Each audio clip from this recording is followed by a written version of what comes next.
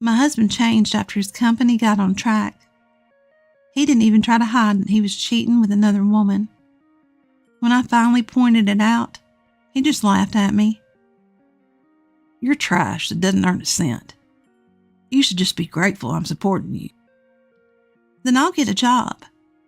When I said that, he just laughed and told me to do as I pleased. I found employment at my husband's parent company. That's when I started my revenge on my husband. My name is Karen, a 34-year-old homemaker, and my husband Michael is 36 and runs a printing company. We originally worked at the same company. I was in the illustration department and he was in sales. We fell in love and married when I was 26. Once we were settled, he quit his job and consulted with me about starting a new company. I was unsure, so I decided to consult with our business partner, Bob, whom we had worked with before. Bob was a CEO we knew from our previous workplace. He's involved in various businesses and often handled advertising for the products his companies made. Bob supported our challenge and even invested money. I'm a fan of Karen's illustrations, he said. I couldn't find words other than gratitude. We will definitely make our company a success, just the two of us, I declared to Bob. And the two of us started running the company. Initially, we struggled, living in a small apartment, but once the company took off, we could move into a high-rise condominium. That's when my husband asked me to focus on being a homemaker. I'll hire someone else for the illustrations eventually. I want you to support me. I couldn't say no to that. I decided to report the matter to Bob, who had invested in us. I'm sorry, but I'll have to quit the illustration work. Bob genuinely felt sorry for me. So it's sad to think I won't be able to see Karen's illustrations anymore. But if you ever want to start again, just tell me. I'll be here to support you. Yes, thank you very much. And so I became a homemaker to support my husband. But since I love drawing, I now upload my illustrations as a hobby to Instagram. The response has been great, and this has become my secret pleasure. My husband's company continues to thrive since I left. Our lifestyle has become more prosperous accordingly.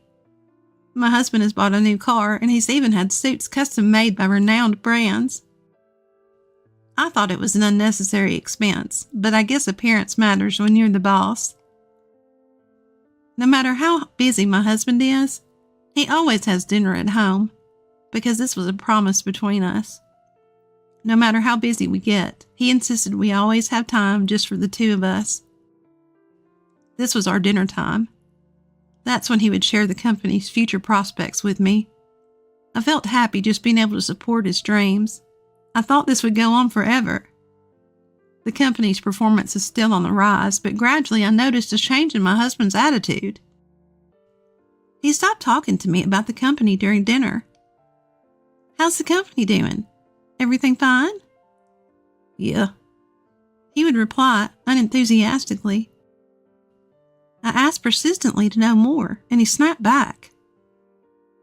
Don't talk about it. You won't understand. You're always at home. Don't make me explain every little thing. I was shocked that my husband would say such a thing.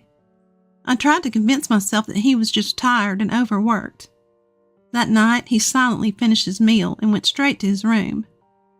This continued for a while, and then he started having dinner outside. He would send excuses about socializing or entertaining, but he used to have dinner at home even then. I would wait for him, holding off on dinner myself, and yet now he would casually dine out. Lately, he wouldn't even send an excuse via email. When I brought it up, he would just yell at me. He seemed like a completely changed person. I felt nothing more than a servant to my husband. I would break into tears at the thought. When we started the company, we endured hard times hand in hand. Now I feel lower than his subordinates.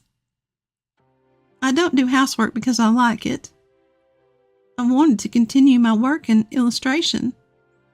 But more than that, I wanted to make my husband's dreams come true. That's why I was supporting him with housework.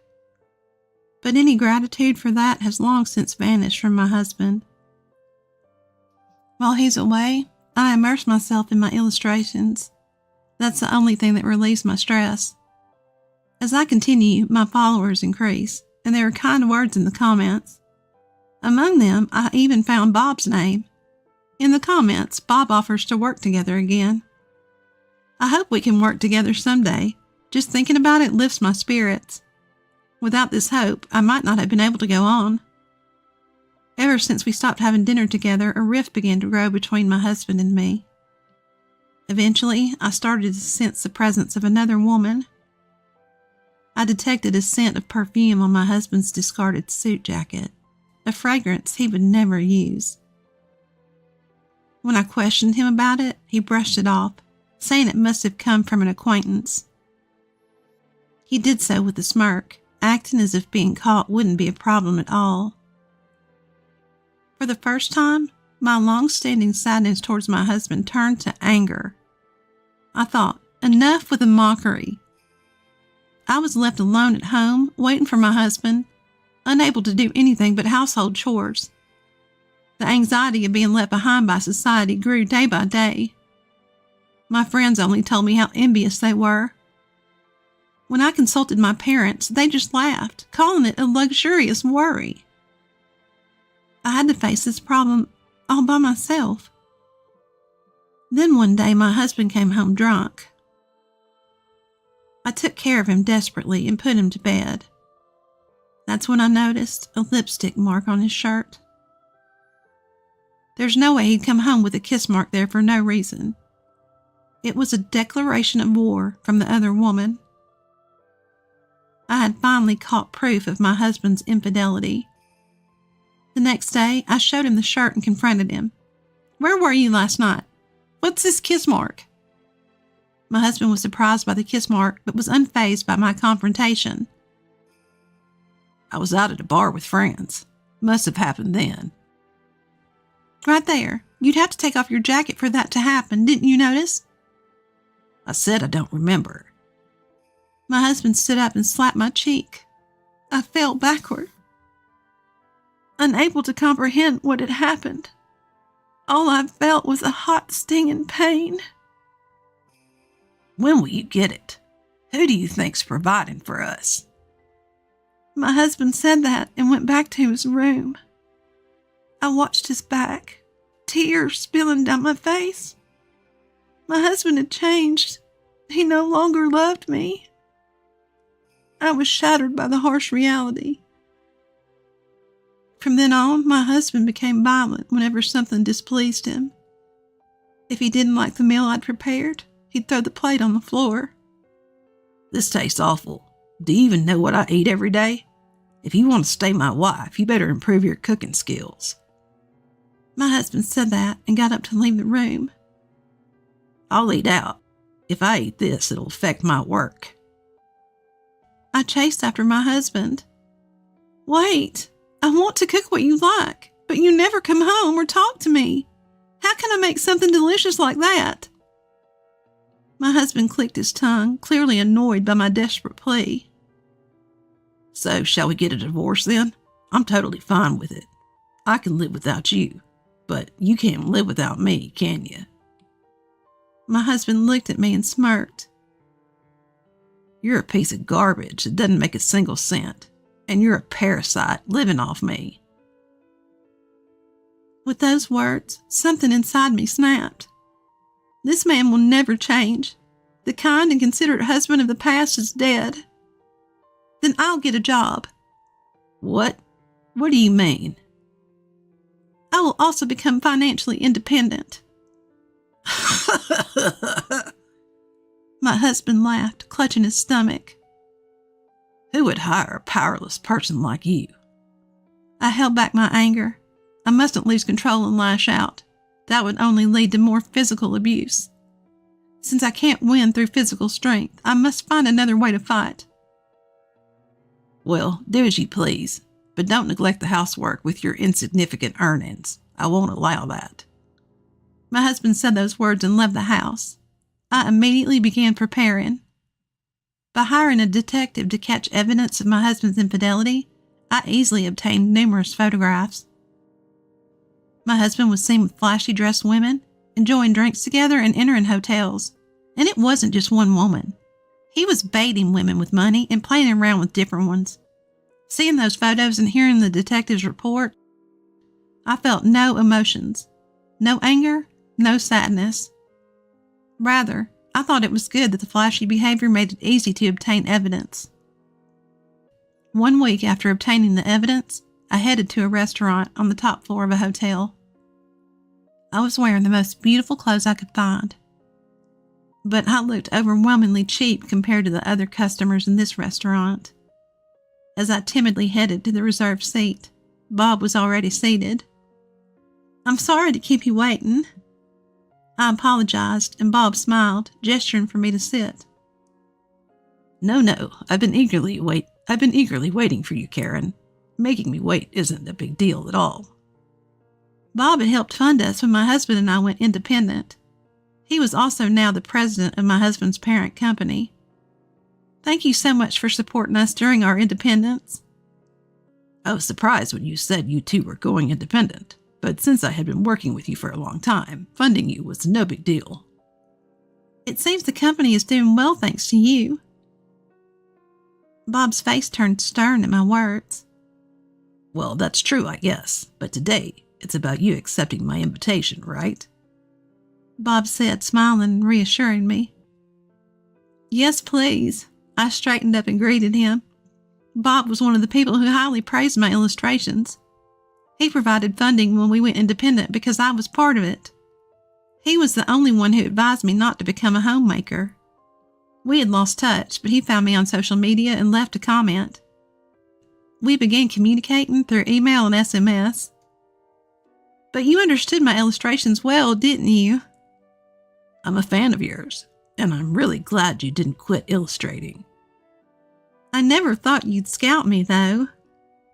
Bob had offered to hire me as an illustrator via SMS. It was quite some time ago, and I had declined because of my household chores. But he kept inviting me time and again. It was a week ago when I decided to accept Bob's offer during a conversation with my husband. Bob seemed hesitant, but finally, he looked me straight in the eyes. "I don't want to say this, but Michael's company has a really bad reputation." "What? Really?" Everything I heard from my husband about his job was positive, so I was surprised to hear this from Bob. "I've been working with him for a long time, but ever since the business started growing, the quality of work has declined. Deadlines are missed, mistakes are made, and he doesn't seem to reflect on it." "Is this reputation widespread?" "Well, his company was growing rapidly, so it drew attention, but now it's attracting the wrong kind of attention. There are even rumors of him associating with a bad group." I didn't know that. I realized I didn't know much about my husband. To lighten the mood, Bob said cheerfully, "Anyway, you'll be drawing illustrations for us from now on. No need to outsource it. It's a big benefit for our company." "Thank you for accommodating my request to not affect my family life." "It's okay. We don't intend to overwork our employees anyway," Bob said with a smile. And so I started working for Bob. I only had to draw illustrations, so I didn't need to go into the office. Bob allowed me to work remotely. This way I could work without it interfering with my household duties. I really felt the joy of drawing, something I truly loved. I had enjoyed it as a hobby, but now I felt the joy of being able to work on commissions. It was a fulfilling job. But there were times when my household chores and supporting my husband took up my time. A desire to work as much as I liked on my own started to grow within me. Thankfully, I started earning a decent income. I thought that I could live on my own without any problem. As I was working as usual, I heard the door slam loudly. When I went to the hallway, my husband came to me with rage in his eyes. "You traitor." I couldn't understand what my husband was saying all of a sudden. "To think that my wife would take my job." It was then that I realized the reason for my husband's anger. Since I started working with Bob, I began to work with other companies as well. Thanks to Bob's recommendation, I was able to secure contracts smoothly. Most of the companies I contracted with were my husband's business partners. This was my revenge. It must have been frustrating to have jobs taken away by me, the one he looked down on. You have no right to tell me anything. I've just done my job. I have your permission. My husband's eyes filled with rage, but I didn't flinch. Go ahead, hit me if you want, and I'll call the police. The word police seemed to calm him down a bit. My company is failing because of you. What are you trying to do? It has nothing to do with me. I went into the room and brought the divorce papers to my husband. We're not husband and wife anymore. Don't be ridiculous. You're divorcing me because my company is failing. You're just a gold digger. I could have divorced you at any time, but I thought now was the right timing. After all, I have a lot of work now and I'm making money. Hey, wait. Let's talk about the company's future before we talk about divorce. We started this company together, didn't we? You kicked me out of that company, remember? I have nothing to do with it now, and I'll make sure to get compensation. Michael was irritated, biting his lip. How greedy can you be? You can't claim compensation when you're the one asking for a divorce. Do you know how many times you've hit me? And you were having affairs without a care? I have all the evidence. That's enough to claim compensation. I showed him pictures that proved the affair. My husband, who had heard everything, fell to his knees and begged me. Please, the company's in dire straits. I can't handle compensation or divorce on top of that. Please support me. As soon as people found out that the company was doing badly, they abandoned me. You're the only one who hasn't. I didn't listen to such a pathetic idea. I left the house with only my work tools and a change of clothes. The next time I came home was when the divorce was finalized to pick up my belongings. My husband's company was making mistakes everywhere and no one wanted to work with him. To pay me compensation, he was spending his days begging. On the other hand, I started living alone, making a living drawing my favorite illustrations. I've become quite wealthy, but I live without forgetting my integrity, taking my ex-husband as a negative example.